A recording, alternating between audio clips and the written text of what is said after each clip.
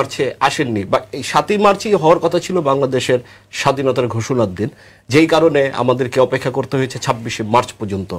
আমি গভীরভাবে স্মরণ করতে চাই সেই কারণে শেখ মুজিবুর রহমান ছিলেন তৎকালীন সামনের সারির নেতা, যাকে বাঙালি সর্বোচ্চভাবে দায়িত্ব দিয়ে বাংলাদেশ স্বাধীনের জন্য সবাই সর্বস্তরের জনগণ যার পক্ষে ছিল। উনি কিন্তু ছেলেই ৭ই মার্চে ভাষণ দিতে পারতেন এবং ওই দিনই বাংলাদেশ স্বাধীন হয়ে যেত। এবং যে ধরনের কথা আমরা পরবর্তীতে শুনেছি যে যারা, আমি বলতে চাই ৭ই মার্চে বঙ্গবন্ধু শেখ মুজিবুর রহমান ছিলেন একজন পাঠক এবং এটার রচয়িতা ছিলেন সিরাজুল আলম খান এবং নূরে আলম সিদ্দিকী। এই কথাগুলো বাংলাদেশের ইতিহাসে বারবার এই জিনিসগুলোকে চাপা দেওয়া হচ্ছে। সত্য কখনো চাপা থাকে না। আর আপনি এখন জানেন যে বর্তমান যুগে আমরা সব কিছু এখন হাতের ভিতরে পেয়ে যাচ্ছি।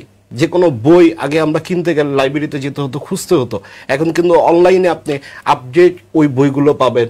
সেই ৬২ থেকে ৭১-এর দিনগুলো কিন্তু আপনি ইচ্ছা করলেই অনলাইনে খুঁজে বের করতে পারবেন। ওই সময় কালের সাক্ষী কারা ছিল, ইতিহাস কাদের দ্বারা রচিত হয়েছে। এখানে শুধু একমাত্র বঙ্গবন্ধু শেখ মুজিবুর রহমান ছিলেন না, তার অনুসারী যারা তাকে সামনের কাতারে এনেছিলেন তাদের নাম বারবার বলতে হবে। জাতি জানতে চায় বিশেষ করে সিরাজুল আলম খানের ভূমিকা।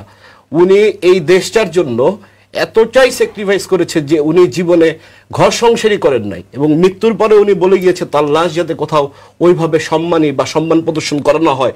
নীরবভাবে উনি যে দুঃখ নিয়ে চলে গিয়েছেন, এই জিনিসগুলো ৭ই মার্চের ভাষণ আমি অবশ্যই বলবো এটা সারা বিশ্বের ভিতরে একটা তাক লাগানো ভাষণ। কিন্তু এর পিছনে যারা কাজ করেছে, যারা ওই দিনটা যেভাবে চেয়েছিল সেভাবে আসেননি, এভাবে আমরা অনেকেই যারা দেশপ্রেমিক তারা মর্মাহত। এই জিনিসটা আওয়ামী লীগকে অবশ্যই স্বীকার করতে হবে। না আসার কারণে দেখেন, আব্দুল হামিদ খান ভাসানী উনি কিন্তু ৭০-এর নির্বাচনে যাননি। বঙ্গবন্ধু শেখ মুজিবুর রহমান আওয়ামী লীগের নেতৃত্ব নিয়ে কিন্তু এককভাবে নির্বাচন করেছে, মুসলিম লীগ কিন্তু যাননি। তো সংখ্যাগরিষ্ঠ পেয়েছে, কেন ভাসানীরা সেই নির্বাচনে যাননি? এখানে কিন্তু রাজনৈতিক তৎপরতায় আপনি যদি এখন পড়াশোনা করেন ওই সময়কার ৬২ থেকে ৭০ আপনার অনেক কিছু কিন্তু পরিষ্কার হয়ে যাবে। আমরা কিন্তু ২০ বছর আগেও ওই যে বললাম যে গুরুজনের কাছে যেতে হতো ৭০ নিয়ে কথা বলতে গেলে, ৬২ নিয়ে কথা বলতে গেলে, ৬ দফা নিয়ে কথা বলতে গেলে, ৭ই মার্চের ভাষণ নিয়ে কথা। এখন কিন্তু আপনার ঘরের ভিতরে, হাতের ভিতরে মোবাইল থেকে আপনি পড়তে পারছেন ওই সব ব্যক্তিদের লেখা যারা ইতিহাসের সাক্ষী ছিল। ওই ইতিহাসে যদি আপনি পর্যালোচনা করেন, তারা কিন্তু বাংলাদেশ স্বাধীন হওয়ার পিছনে কাজ করেছেন, কিন্তু তারা কিন্তু চাননি যে পাকিস্তানের সাথে এই নির্বাচনে গিয়ে সংখ্যাগরিষ্ঠতা নিয়ে সরকারে যাবেন। শেখ মুজিবুর রহমান সাহেব ছিলেন, হয়তো চেয়েছিলেন, উনি কিন্তু অনেক বড় মাপের লিডার, উনি চেয়েছিলেন যে উনি পাকিস্তানের প্রাইম মিনিস্টার হবেন, উনি চাননি কখনো বাংলাদেশের প্রধানমন্ত্রী উনি হবেন।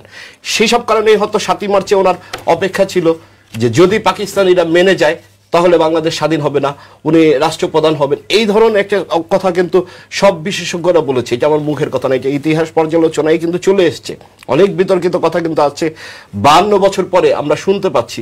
তো ইতিহাস কখনো কাউকে কোনোদিন ক্ষমা করে না। ৭ই মার্চে সেই কারণেই স্বাধীনতার ঘোষণা হয়েও কিন্তু আওয়ামী লীগই বলে যে ওই দিন স্বাধীনতার ঘোষণা হয়নি, তাহলে স্বাধীনতা দিবসটা কোন দিন? ২৬শে মার্চ নিয়ে ওনাদের বিতর্কিত। তাহলে ইতিহাস কেন আপনারা সামনে দিচ্ছেন না? এবং কেন যারা শেখ মুজিবুর রহমানের পিছন থেকে কাজ করেছেন তাদের কথা কেন আপনারা বলেন না? একটা মানুষকে রাজনীতিতে কেউ না কেউ তার পিছনে পরামর্শদাতা অবশ্যই থাকে, তাদের নাম তো আপনাকে অবশ্যই বলতে হবে। ৭ই মার্চের পিছনে যারা কাজ করেছেন তাদেরকে নাম তো বলেনই না, বরঞ্চ এখন যারা ক্ষমতায় আছেন তারা ইতিহাসকে অপসংস্কৃতির দিকে নিয়ে যাচ্ছেন, ইতিহাসকে তারা ঢেকে যাচ্ছেন, অমুককে কুক্তি করছেন, তমুককে কুক্তি করছেন। বাট তাদের তো অবদান এই দেশের পিছনে রয়েছে কিনা? বাংলাদেশের দুটি বাহিনী ছিল, মুজিব বাহিনী এবং মুক্তিযোদ্ধা। দুটি বাহিনীর যদি আপনি পর্যবেক্ষণ করেন এবং তাদের যদি কার্যকলাপ দেখেন, তারা দুইজনই কিন্তু দুই বাহিনী কিন্তু বাংলাদেশ স্বাধীনতার পিছনে এবং বাংলাদেশ একটি রাষ্ট্রের পিছনে তারা যুদ্ধ করেছে। নিশ্চয়ই আমি